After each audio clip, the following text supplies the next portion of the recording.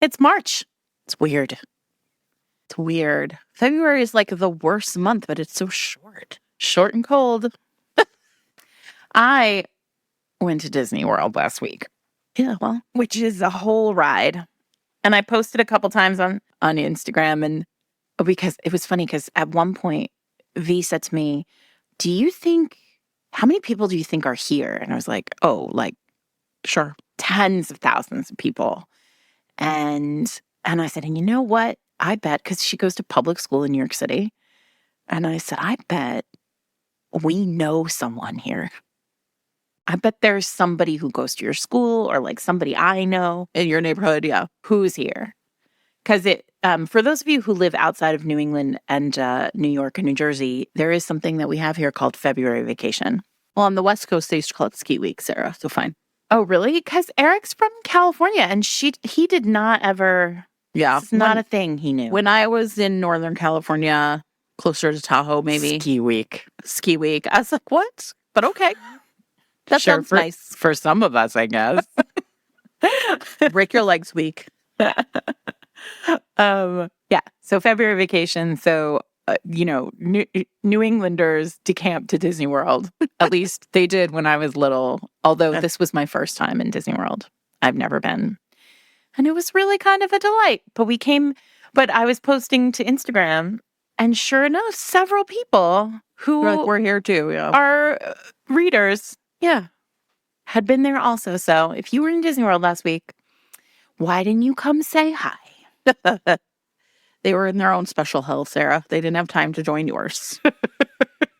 I actually love amusement parks. I'm not a Disney fan. I'm not a Disney person. We went once, and Little Romance was probably about that age.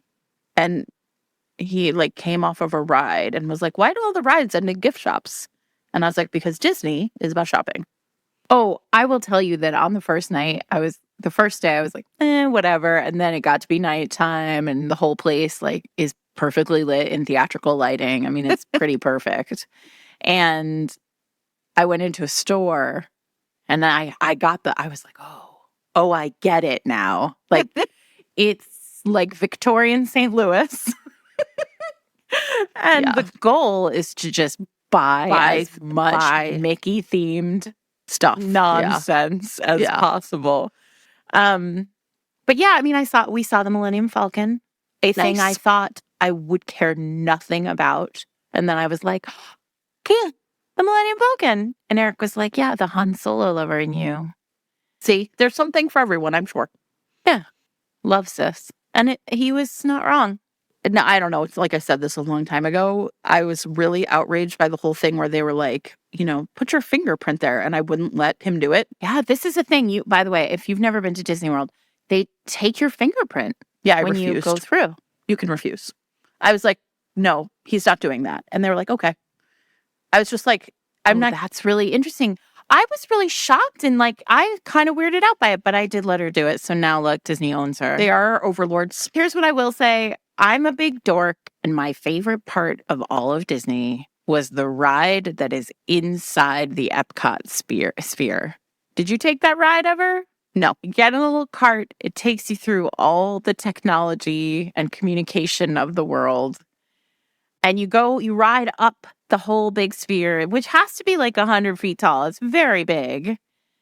And through, animatronic dioramas on a slow cart. And I was like, this is terrific. A nice segue to our topic today, Sarah. Yes. Welcome, everyone, to Faded Mates. This is not a Disney podcast. This is a romance novel podcast. I'm Sarah McLean. I read romance novels, and I write them. I'm Jennifer Prokop, a romance reader and critic or editor. I don't know. Yeah, you know how this isn't a Disney podcast because we actually talk about sex. I mean... There's no sex in the Disneyverse, everybody. Well, no, not at all. Babies and kissing, but nothing in between. Is there even kissing? Sure, all those princesses get kissed. The cartoons. Yes, the cartoons. I mean, in Disney movies. Also that like with real people. Oh, yeah. Well, in Marvel, don't people kiss and then... No, not anymore. Never. No? Not in that Love and Thunder movie that I didn't see because I heard the end was not what I wanted it to be. Yeah. Okay. I don't know. Anyway, it's all out of my brain. Anyway, this is a romance novel podcast. It is.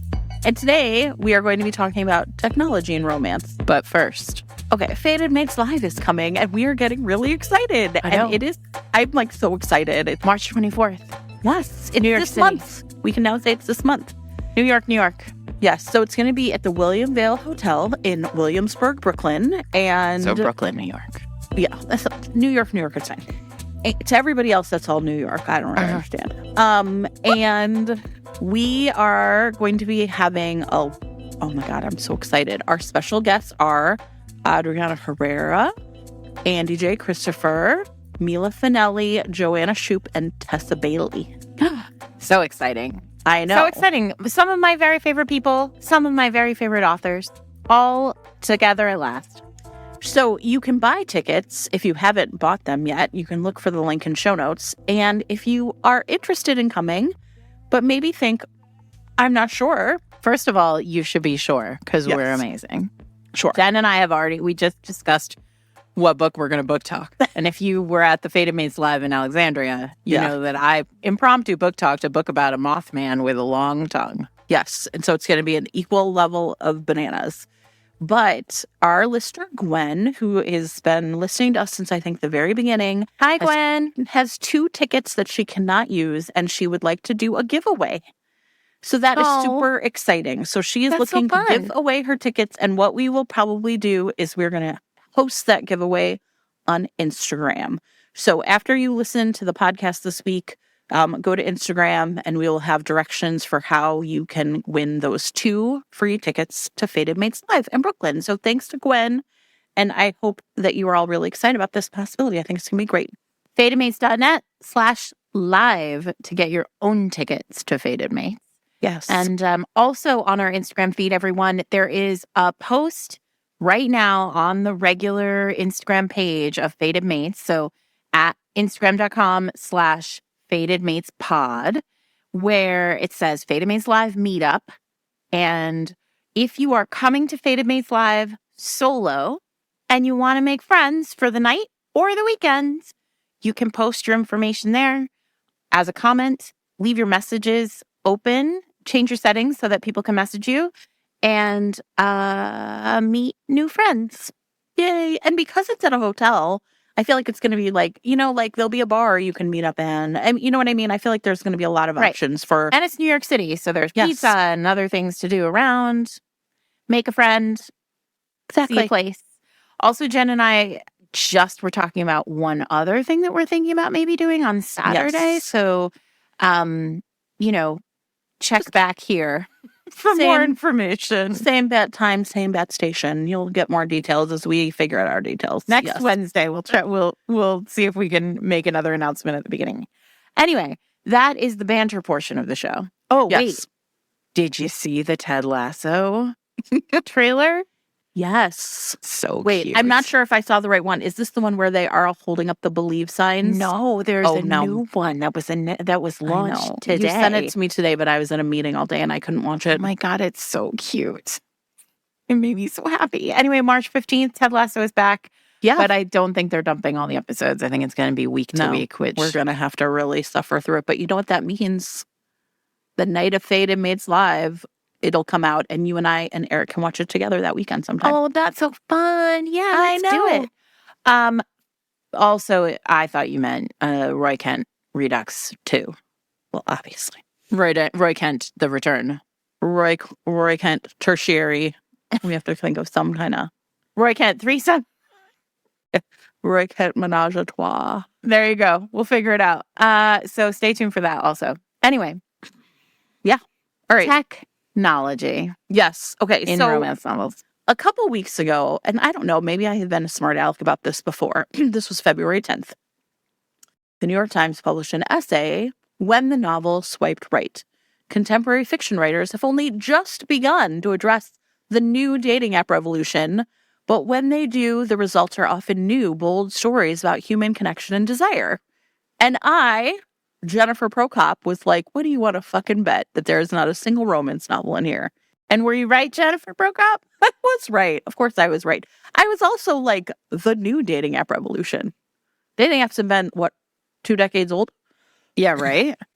At least. I mean, I was like, okay, well, the New York Times is in fact, I don't know, really up its own ass a lot of the time. So, and not in a sexy way. So anyway, I was, and it's funny, I've joked about this a lot. I've said every time I see an article that's like, these great novels about sports or these great novels about tech, I was like, I should like write one that's like, and here they are in romance. So in this particular case, especially, I actually went back. You wrote about technology and romance 5 years ago in the Washington Post. I did do that. You're right. I bet at least one. Oh, one of these for sure I wrote about in that column. I saw Alicia Rye talking about like at an RWA, I think probably in Houston, which was probably not Houston, Denver, which was probably like 5 years ago or more, pre-pandemic, a couple of years before the pandemic, it was probably 2018. Basically being like, listen, authors, dating apps have been around for a long time and you can no longer pretend that they don't exist. I mean, this was she was basically like, you're behind. Right. If you're not putting Tinder on in your right, like what are at you least doing? Referencing Bumble, Tinder, Yes. Yes. Raya. I think that's the one that the fancy people are on. I don't even know. If you're a celebrity, you can join Raya. Yeah. So I was sort of like, a little outraged, to be honest, at this article, but also like, fine, we'll just do it. We'll do it. We will talk about technology and romance. And it's a fun topic, right? Because I'm sorry, I'm like doing all the talking at the top. One of the things I was thinking about a lot is this is a ongoing discussion between, I think, readers and definitely among authors about how much technology you should include for the fear of dating your product. Listen, I get that. I get right? that. I mean, so here's the thing. I think there are a few things at play here. I think things like,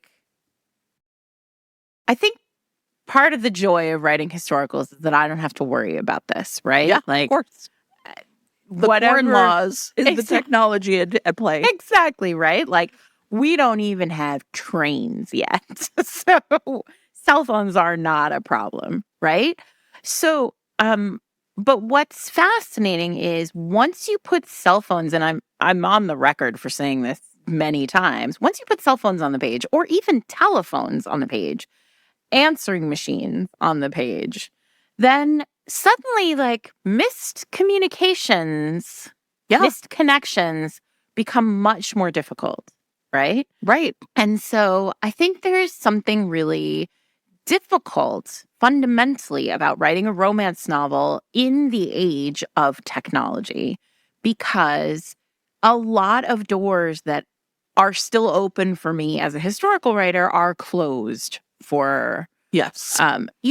If I meet somebody if you're talking to somebody on Tinder and they're terrible to you, you don't have to meet them. You can just, you can just like swipe left and be done with them. And I think what's fascinating about it is that it forces writers to have to be more thoughtful about the conflict that they're writing, right? Because it's so easy. I mean, we know this, right? By virtue of having people in the world and being people in the world who are dating, who are in the dating world, it is so easy to ghost someone. Yes. One day they're there, the next day they're gone, and you never hear from them again. Yes. Yeah. So writers have to be really thoughtful about like how they make sure the characters stay on the page together. Because it's not enough for like there to be a snarky back and forth on Tinder and then to the next day there to be more of that. There are so many more fish in the proverbial sea. Right. Well, and I think the other thing that's like really interesting then is how authors decide to leverage technology. So, it's like, am I going to include it? Am I going to call it by its real name? Right? Like, am I going to just pretend it doesn't exist? And I think one of the things that's really tricky is I think people feel that if I include modern technology, I'm going to date it, right? I'm going to date these books. But romance is so of like the now that part of me feels like if you don't include it, then it feels like you've got a bunch of like you're telling me they're 25, but they're reading like they're 80, right? It's so funny because it's almost the reverse, Jen, of what really bothers you, which is dated dated references, right, to pop culture. But also, one of the challenges that I have with books from the 80s, contemporary romances from the 80s and 90s, is references to celebrities. Yes. Right? So there is, Yes. I think I've probably talked about Judith McNaught's Perfect, which is one of my very favorite contemporaries, and is very, very dated because the hero is a movie star, right, who is friends with Kevin Costner, who the heroine has a huge crush on. I know. And it's Kevin Costner's back though now, so it's fine. You could probably read it again and not have it be big. He's in that weird Yellowstone show or whatever. Sure. Meryl Streep goes to their wedding. And so it's like, but the reality is that when you read a contemporary and the celebrity du jour is Kevin Costner, you're like, right. Yeah. Something's wrong about this. Right. But if they're using a wall phone, a rotary dial phone, or checking their voicemail, they're checking their answer machine messages, I don't have a problem with that. Their pager, right? Their pager. Sure. Listen, I can't even explain it to everybody. If you don't know what that is, I will put in a great song by A Tribe Called Quest, and also, I'll try and find like a video. You literally won't believe this shit. It's bonkers. Pagers are wild. This week's episode of Fated Mates is sponsored by Joe Brenner, author of You Can Follow Me. Sarah, listen, this book is amazing. So, Kara has her life blow up in New York, and as one does, you just need to get yourself on a road trip and maybe end up in a bar with a hot Navy SEAL. Oh my God. Yes. The plan, if you're Kara, is to have the best sex of your life. And in fact, so good it freaks you out a little bit and you go running. But but I bet he had the best sex of his life too. He did too. He's a little obsessed with her. And so he has to, go overseas as Navy SEALs do. So he sets up his two friends, Micah and Luke, and he's like, keep an eye out for her so I can figure out where she is when I come back. But they become obsessed with her too. Oh my God.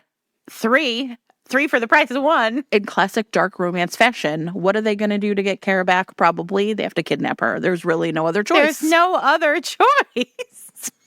So they kidnap her. They want to force her to confront her feelings. And Kara's like, you may dominate my body, but you will never have my heart.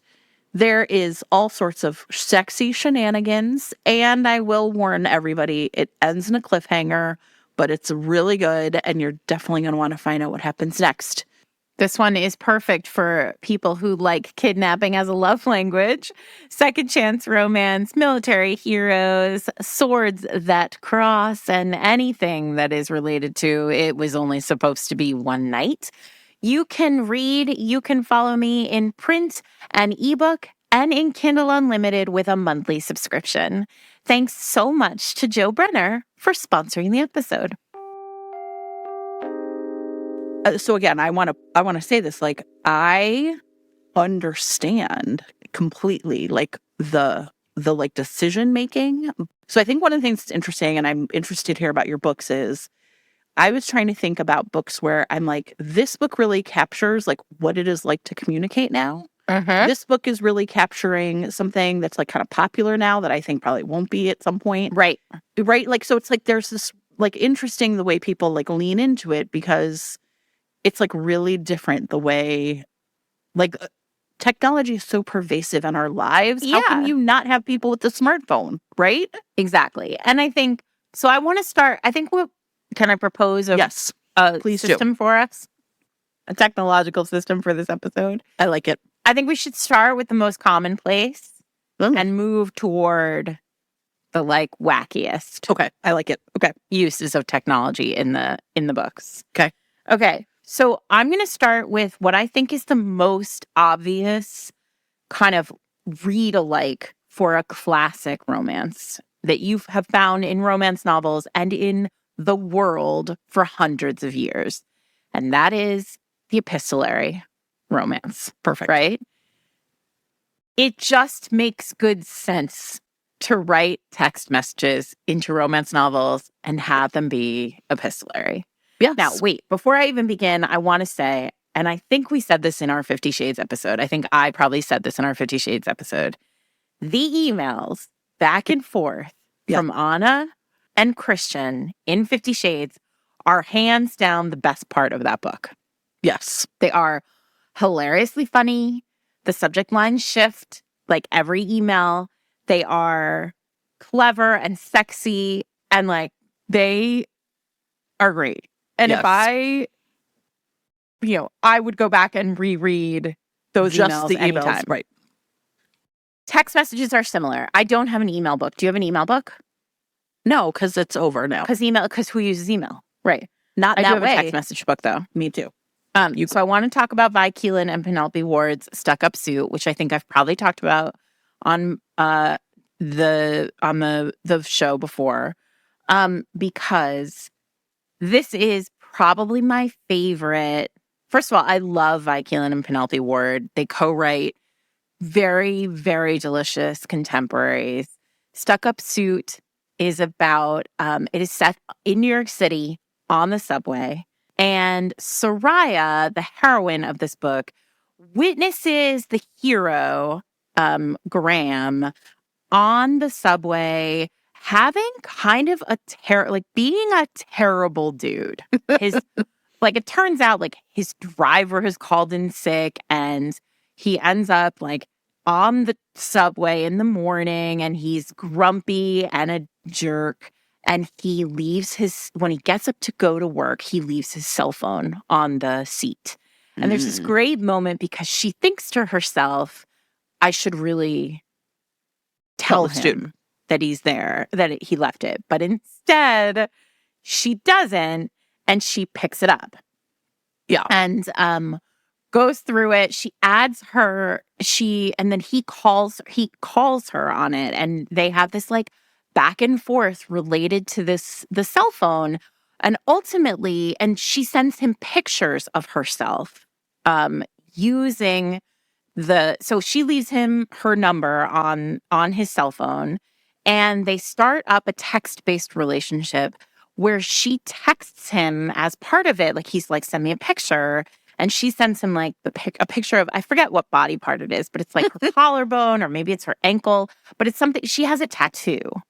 And he's like kind of obsessed with her. So he starts taking the subway. Yeah.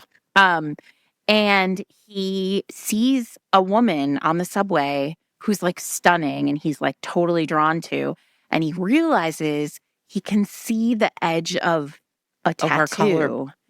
And he's like, oh my God, it's her.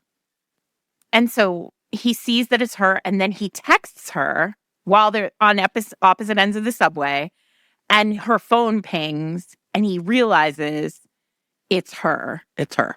And then, of course, he's like, I know this is always the balance that needs to be struck in these epistolary novels, right? Which is one of them, they can't not know. Yeah. They can't both not know for the whole time. The conflict relies on one of them knowing and one of them not knowing. And so he knows it's her. He realizes that he has found her. But they still kind of play this cat and mouse. And it's really, really delicious, like flirty texting. It's really sexy. And like, I love an epistolary novel because I always feel like putting everything on paper or on text really eliminates a lot of like the noise about people. And so it's so sexy and I love it. It's very funny. And if you love a billionaire who's like an asshole at the beginning and by the end is just like mush for the heroine. That is a nice thing, right? That's a nice thing. Yeah. Okay, so I have also a texting book, but it is a little bit different in that I'm gonna like back up for a minute. I don't know if there's a book of literary fiction called A Visit from the Goon Squad by Jennifer Egan, and I read it Yep. a long time ago. And there was this one, like, you know how you have this like a very vivid memory of like a certain part of a book? In this book, Yep. it kind of goes back and forth in time. And there's a part in A Visit from the Goon Squad where it's like fast forward, right? And at some point in the not too distant future where everyone calls texting tea. That's tea, right? Mm-hmm. And in the book, in the scene, these two people meet face to face.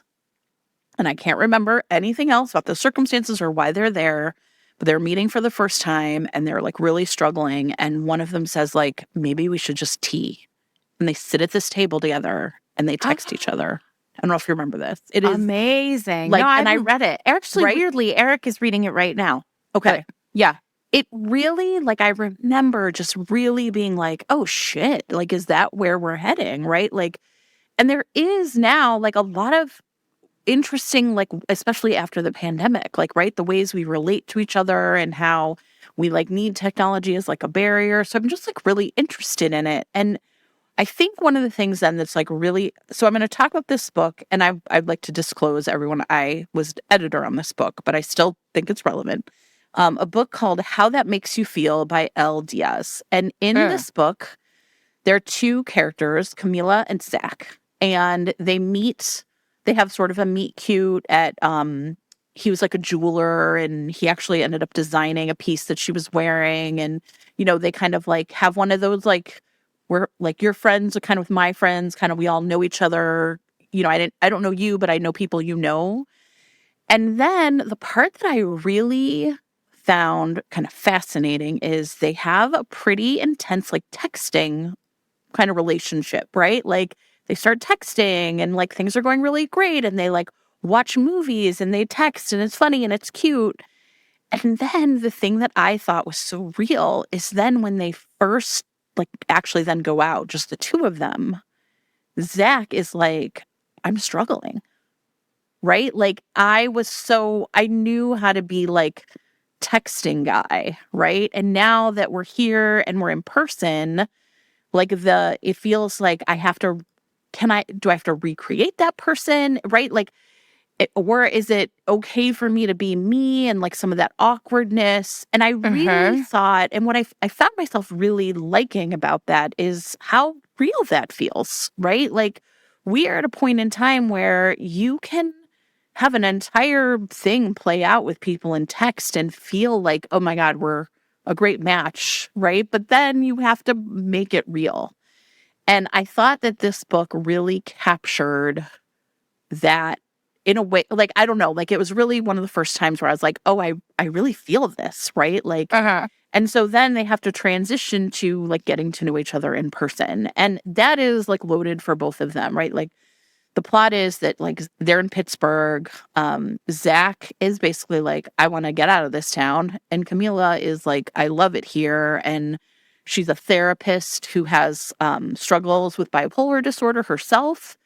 And yet, like, Zach is the one who's kind of a wrecking ball emotionally. He is taking care of a younger sister because his parents are kind of, like, it's complicated, right? But she's like a senior in high school, so he has these responsibilities. And there's something about the way this book really feels. Like, I love the title, The Way It Makes You Feel, because it made me feel like this is a book that really captures what it's like to be dating in your 20s.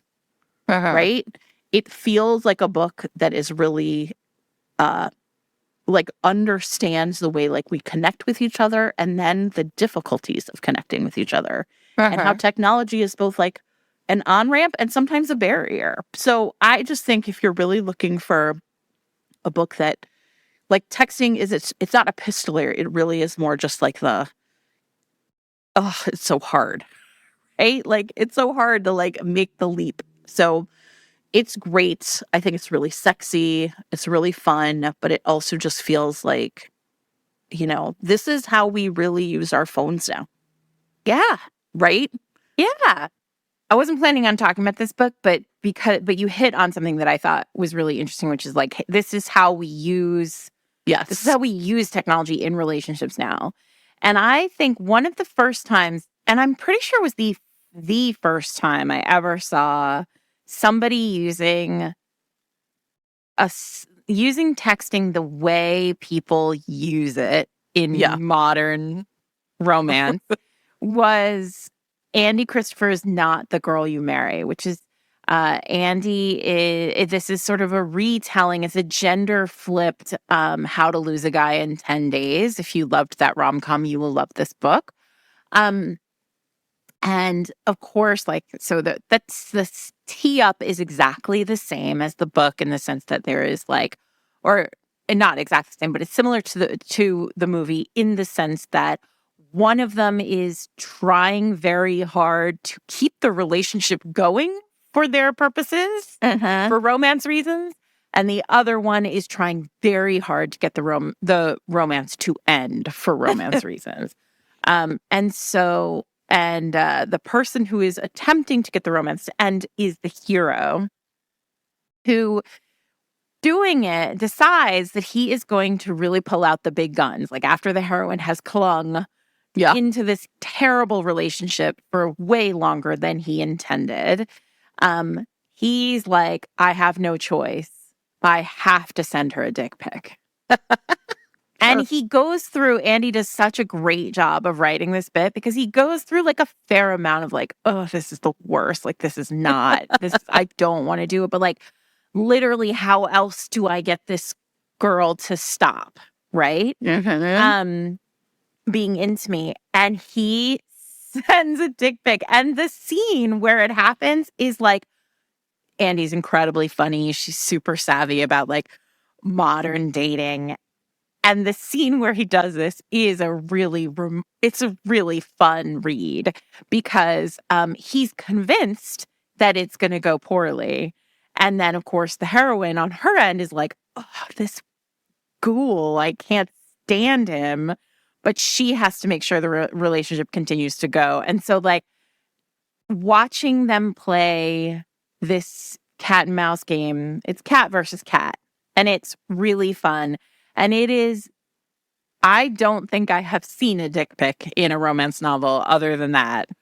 Yeah, like, it's funny because I was just thinking about that. Like, I mean, well, it's interesting because it's like, it feels like there should be so many books with like nudes and like FaceTime sex. You rarely see it. Right? Well, there's FaceTime sex. Sex, Adriana's book. And that was the first time I read it.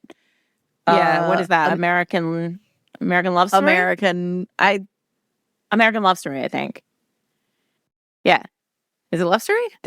I see, this is where I'm like, call your book American FaceTime Sex, and then I would know. It's American Love Story. Yes, it is American Love Story. That's the one, right? American FaceTime Sex. Come on, help a girl out, right? I will be honest, you guys, sometimes where I see that kind of stuff is like the KU porn. Yeah, like there's a Jenica Snow book where it's a daddy book. Yeah, has it. And we don't need to get into that right now. And it's interesting to me, though, that like feels somehow like a bridge too far, right? Like, I've definitely read mainstream romance with like phone sex, but somehow like FaceTime sex, right? Now, that doesn't mean it doesn't exist. It just means it's like not in my brain right now. Jen, what's that book we both read that we really liked where they pick the character, the heroine makes a Tumblr? Do you know what one I'm talking about? I mean, I can think of ones where she's making an OnlyFans. No. The hero essentially the hero is like, I want you to feel comfortable with me. Oh, you know what? It's a Nikki Sloan book, and they have a Tumblr, and they keep it together. Yes, the things that are hot, and then they share it with each other and like do some of it. You know, it was really sad that it was an actual Tumblr, and then now Tumblr is Tumblr's coming. Oh shit! It was great. It was a great Tumblr. What? So I had no idea. That's so cool. Yes. Yeah. It was. I'm sorry. It was. It's Three Little Mistakes. Of course. We did a deep dive on this book. Everybody, Yeah. if you haven't read Three Little Mistakes, it's delicious. Yeah. And yeah, the heroine is, I mean, it's a BDSM, like, kink club. He's a super Sure. dom. She's a, like, young virgin, whatever. It's fine. But it's so hot, and it's such an emotional book. But as part of it, he basically, like, they set up a Tumblr together, and she posts things that she thinks are sexy. Yeah. And then it he was does great them because to her. it's like hard to ask, right? Yeah, what's great about that book and that setup is, like, it's a really, listen, it's a great how-to on how to share Yeah. information with your partner that you're afraid to Yes. speak Yeah. aloud. Yeah. Anyway, that's it. So that's also a little technology piece, but you can't use Tumblr for that anymore. Sorry, everyone. It's totally sad. It really is just a heartbreaking thing, I gotta tell you. If your ears perked up at the she's making an OnlyFans, that's Goldie and the Bears by Hannah Murray. Mm-hmm. She goes off to, like, she's kind of decided, like, this is going to be the way I'm going to pay my bills. And she goes off, she has, like, some ideas, and she goes off to some, like, cabin, and she's going to, like, do some filming. And then she finds these very, like, 3 hot men there, and they agree because they are nice guys to help her do some filming. And yeah, you can imagine what happens, and it's fucking great. This isn't where I thought we'd go right away, but sure, why not? Yeah. I mean, we went right off the rails on my idea of how back, we I should promise. organize everything, but we're, of course that's how we did it. There is also another OnlyFans book by Sarah Kate. The second in the Salacious Players Club is called Eyes on Me. And the hero is, like, into watching, and the heroine is his stepsister who has I an read that. OnlyFans. Yeah. They're always called something different. That's fine. I feel like, whatever. Yeah, it's not. They don't use, yeah. Yeah, and I mean, you know what? Again, like, I feel like that kind of stuff makes sense to me. Like, right? Like, you're gonna have fun with your webcam, everybody. Okay. All right. I have some that are way less sexy, but are all still technology. Have we bumped off back to the superhighway I have here? my We're next one off is Closed Door. We are off erotica lane. Okay. Mm-hmm. I have one about podcasts, which I thought would be funny. Oh, which is, me too. Oh, is yours Sleep No More by Jane Ann Krentz? It is not. Oh, well, perfect. Okay.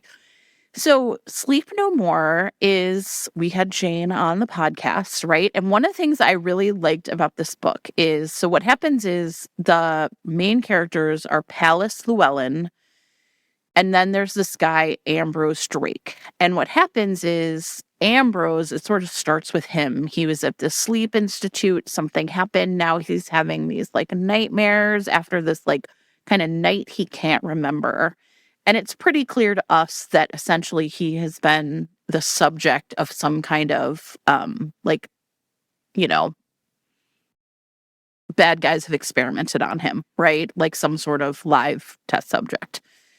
And he ends up kind of figuring out that this woman, Palace Llewellyn, who has a podcast called The Lost Night Files, had something similar happen to her and her friends. So Palace and Talia and Amelia are, like, essentially had some very strange thing happen to them where they all lost a night.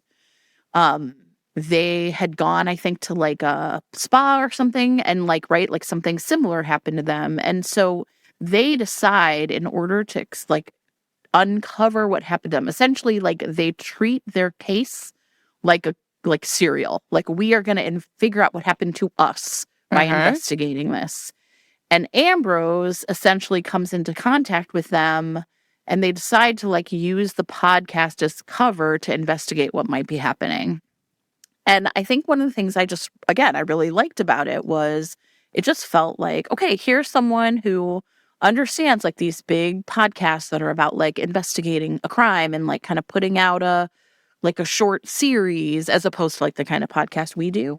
And, that this could be something, like explicitly in the text that they can use because people would love to be on the podcast. And so they were able to like open doors and talk to people, you know what I mean? Like essentially like kind of play up into people's urge to be, like know what's going on and be a part of the story. Right. And so I just thought it was a really cool way of thinking about like right like the podcast and true crime kind of like wave that we're in right now and bringing that to romance. Yeah, I agree. This week's episode of Fated Mates is sponsored by Lumi Labs, the creators of microdose gummies. So microdosing and the concept of microdosing is commonly associated with psychedelics, wellness, performance enhancement, and creativity. And these gummies deliver the perfect entry-level doses of THC that help you feel just the right amount of good. And I think, Jen's been using them, and Eric, our producer, has been using them. And he said that he's getting a real jolt of focus during the day when he uses them. Yeah, for me, I've been using them more for like my physical maladies, trying to fall asleep. I have restless leg syndrome that sometimes kicks in earlier in the day. And I found that these are like really effective ways to sort of treat those without having to take like a bunch of Tylenol or Advil. Yeah, I took one last week and it just like right before bed and I slept great. I fell right to sleep. I slept like a baby. So big fan.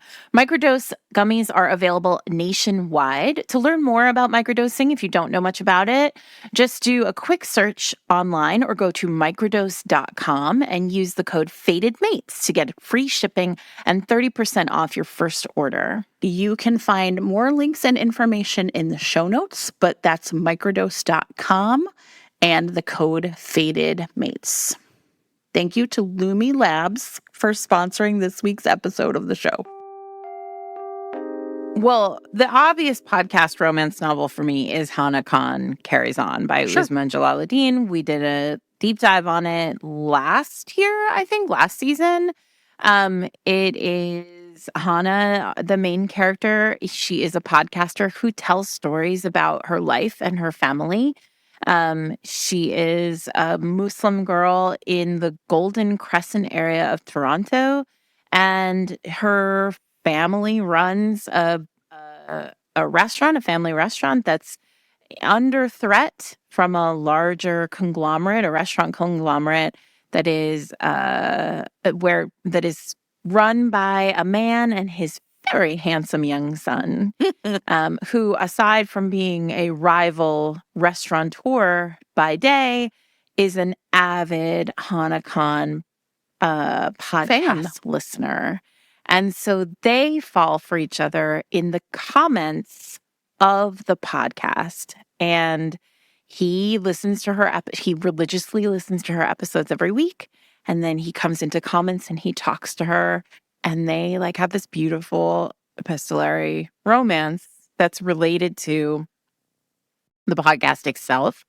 I think what's really interesting about this book and technology, which I don't know if we talked about in the deep dive, but I want to bring up here, is that what Uzma is able to do in this book is really thread the needle between like Hana. One of the sort of B storyline is Hana's trying to get a job. She's interning at like an NPR style radio station. And I think what's fascinating about it is Uzma really shines a light on like what podcasting can do or is doing in a modern time versus what the radio what radio format does. And so there is this fascinating interplay between who Hana is on her podcast and what the radio can sustain and what people in old technology, right? Like old media believe radio should be. Yeah. And that kind of interplay, that the kind of question of modern sensibility and audio format is a really minor piece of the book when you're looking at it as a romance novel, but a really big piece of who Hana is and how she comes to thrive through the book. Yeah. Okay, I have, I mentioned Alicia Rye at the top. I think she has a whole series. I mean, I think she's probably more committed in a lot of ways than anyone to like exploring this. She has a whole series. One is The Mm-hmm. Right Swipe, about some of this about like an app developer. So I'm just going to mention those because I think a lot of people have probably read them, but the right swipe is the one where like she's an app developer and then she like meets a guy who is an ex NFL player and like they sort of, you know, do their thing. But I will also want to talk about Love, Comment, Subscribe by Kathy Yardley. I really like this book a lot. And it is about two YouTube influencers and they went to high school together. And one of the things is, so Lily Wang was like never one of the popular people.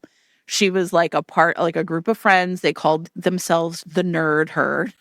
But now it's like 10 years later, and she is actually a really popular YouTube influencer, like a beauty influencer, right?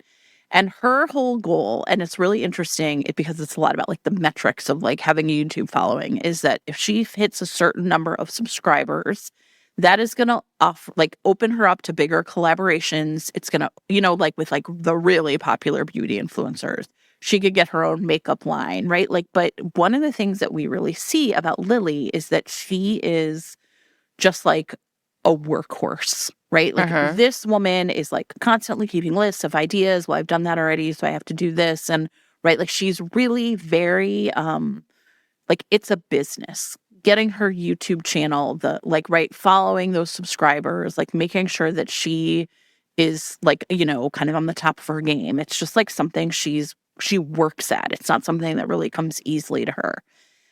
One of her at their high school reunion, she meets up with one of her former kind of friends, this guy named Tobin.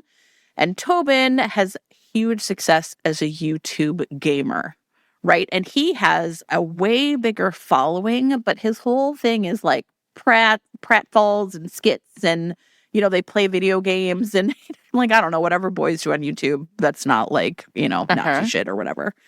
And but he is really struggling. Like it seems like, it's kind of like he's like plateaued, right? So his agent is like, you need to find some sort of crossover appeal. And so they team up together because it's like this really weird collaboration, right? Like a makeup person with a gaming person. But Mm-hmm. they come up with like the cutest ideas and they end up being like this huge hit. And so she has to admit that, Tobin, who'd kind of always been this like goofball to her, is actually like really serious and has his own things going on. She like learns to respect.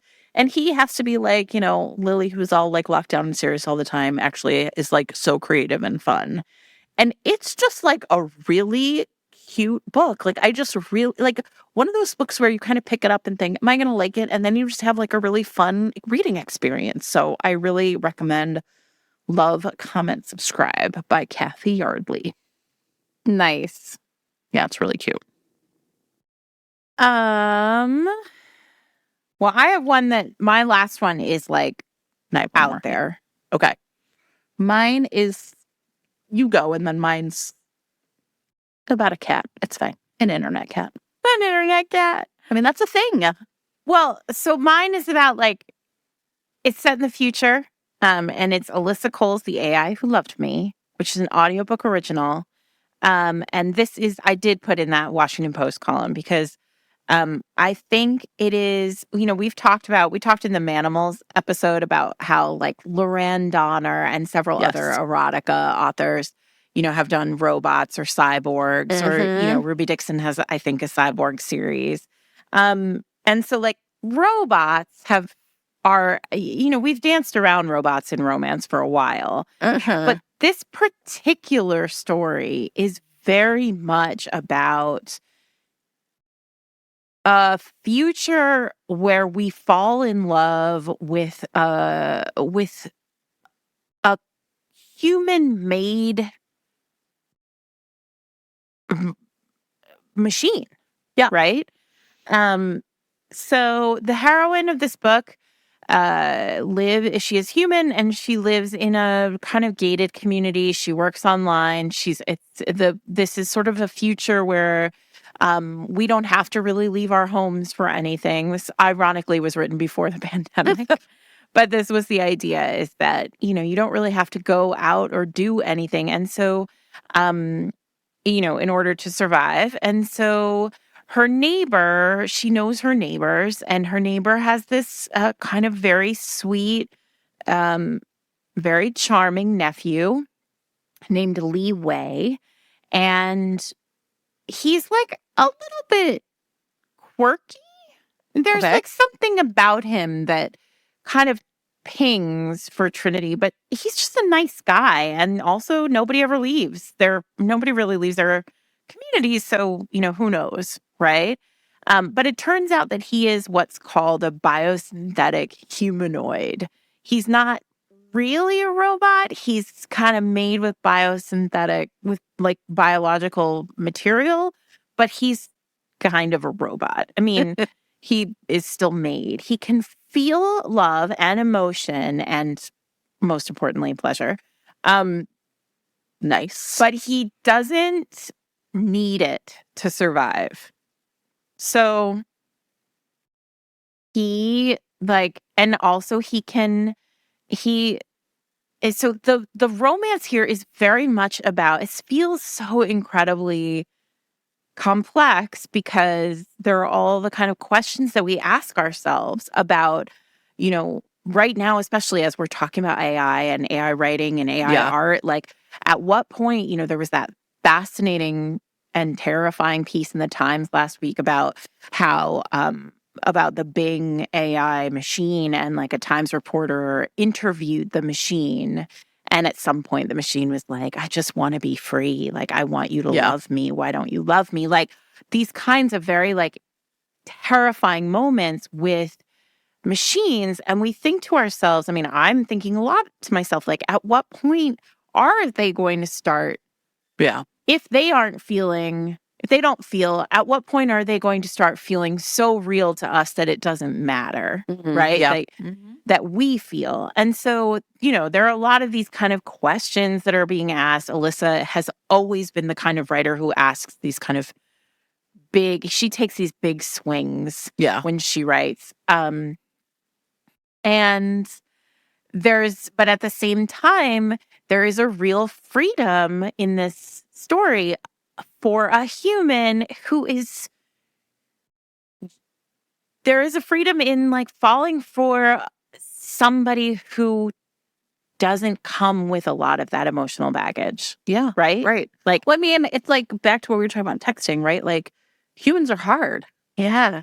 But Like, humanoids are not. yeah, right? I mean, I can see he the is appeal. hard, you guys. But Sarah, I'm like sorry. really, Is that not appropriate? I listen, this is not a Disney sponsored podcast, so it's fine. That's amazing. No, I mean, I think it makes total sense, right? Also Audible.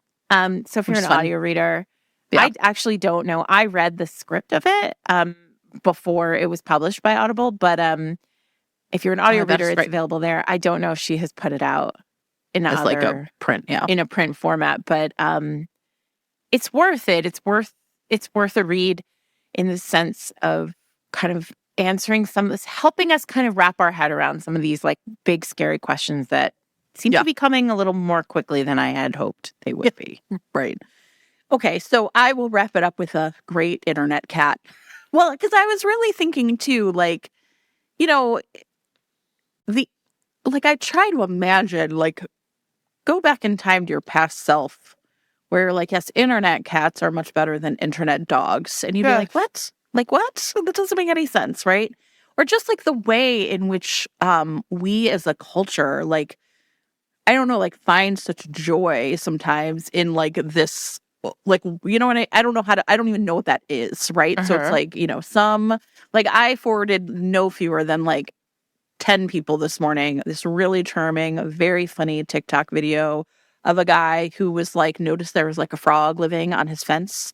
And he built, so cute. I just saw that today. Right, and he built like his frog a house, and then he was like decided he needed more of a house. And then TikTok I was like, he needs a pool. Yeah, right. And he was like, great idea, right? So I feel like it's almost impossible to capture the way in which like that kind of like pure innocence, and like yet it becomes like this sensation, right? So everybody knows, and I'm going to talk about it again, how much I am completely obsessed with this Jeannie Chin series about Blue Cedar Falls.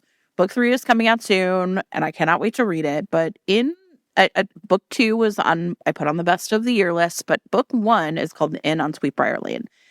And in this book, June Woo is essentially really in over her head, trying to keep her family's inn afloat and pay her mother's medical bills. And she really feels like this is all on her.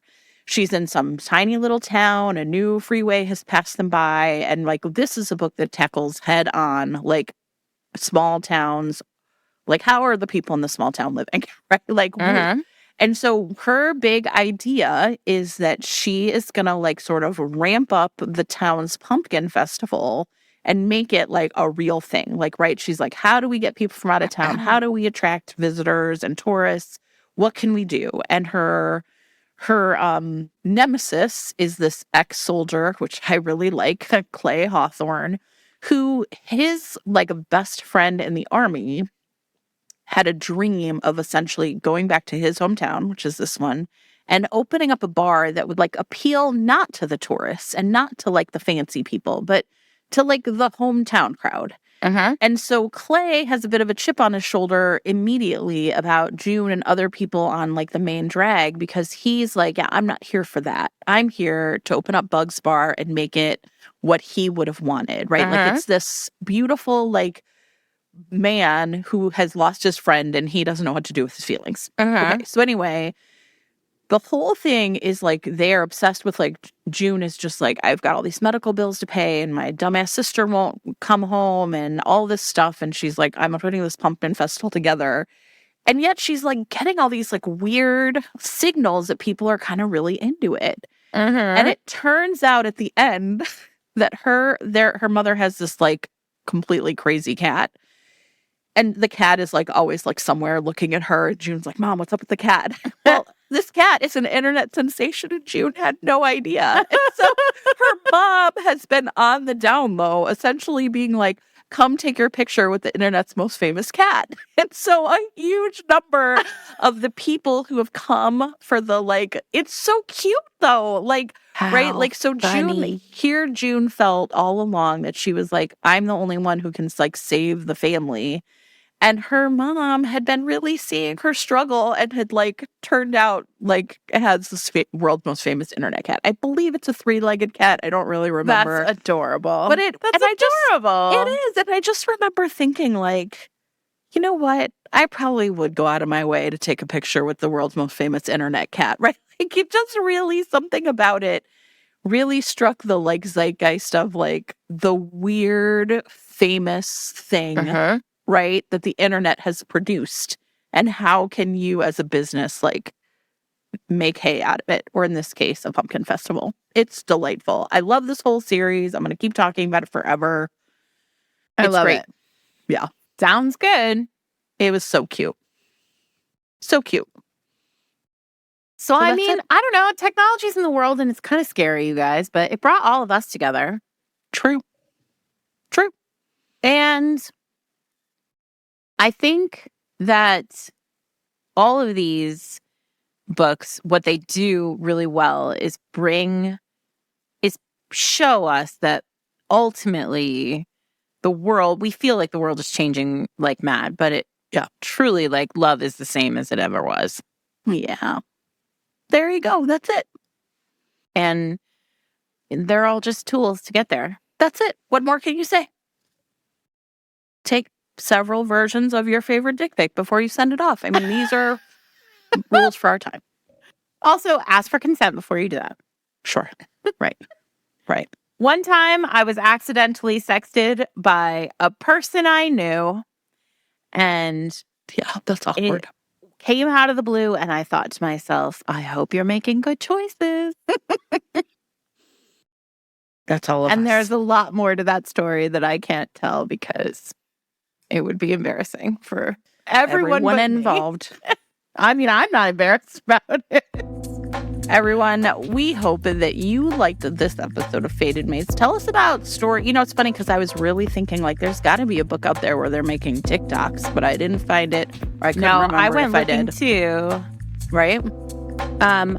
Anyway. Thanks to our sponsors this week, Joe Renner and Lumi Labs. Don't forget to use the code FATEDMATES at microdose.com to get 30% off your order. And Jen, Fated Mates Live. Come see us, fatedmates.net/live. If you're coming alone, head over to Instagram. Make a friend using technology. Exactly. Use Instagram to meet your fated mate. All right, everybody. Have a great time.